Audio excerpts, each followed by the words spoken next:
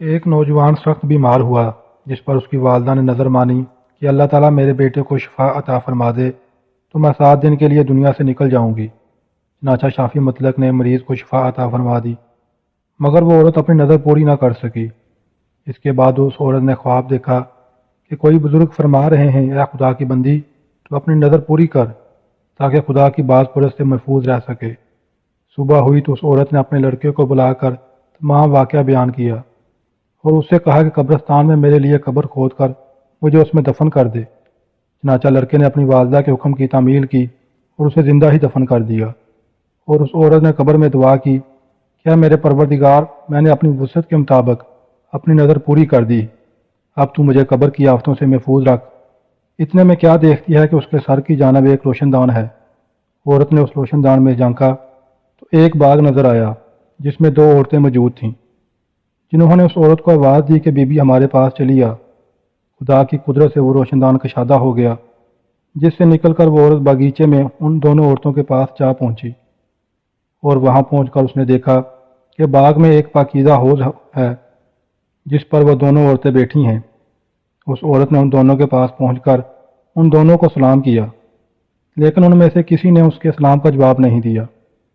اس عورت نے ان سے پوچھا، تم تو ابھی بات چیت کر رہی تھی، آخر میرے سلام کے جواب سے کیا معنی پیش آیا؟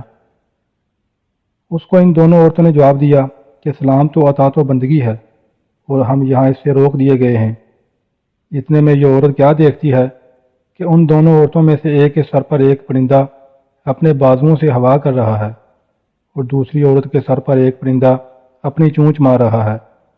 یہ دیکھ کر اس عورت نے پہلی عورت سے دریافت کیا کہ تمہاری اس فضیلت کا سبب کیا ہے؟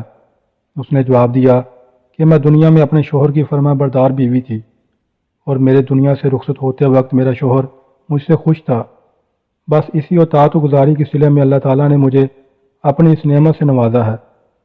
پھر اس نے دوسری عورت سے معلوم کیا کہ بی بی آخر تمہاری اس خلفت کا سبب کیا ہے؟ تو اس نے بتایا کہ میں تھی تو نیک بخت، مگر شوہر کی فرما بردار نہ تھی، اور میرے دنیا سے رخصت ہوتے وقت میرا شوہر مجھ سے ناخوش تھا، لہذا میری نیک بختی کا صلہ اللہ تعالیٰ نے مجھے یہ باغ عطا فرمایا۔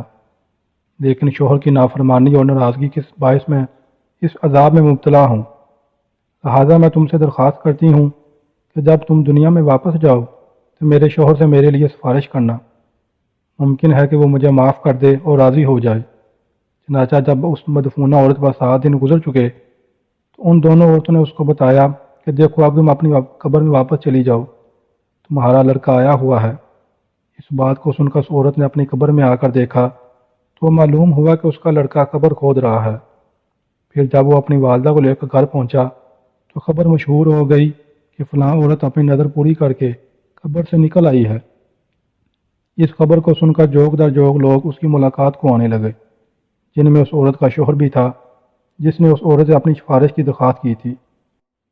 اس عورت نے اس شخص سے اس کی بیوی کا تمام حال بیان کر کے اس کی سفارش کی، جس پر اس شخص نے بیوی کا قصور معاف کر دیا۔ تو اس عورت نے خواب میں دیکھا کہ اس شخص کی بیوی اس سے کہہ رہی ہے کہ بی بی تیری وجہ سے اللہ نے مجھے عذاب سے نجات دے دی، تیرے بھی اللہ کا نام معاف کرے اور تجھے اس کی بہتر جزا عطا فرمائے۔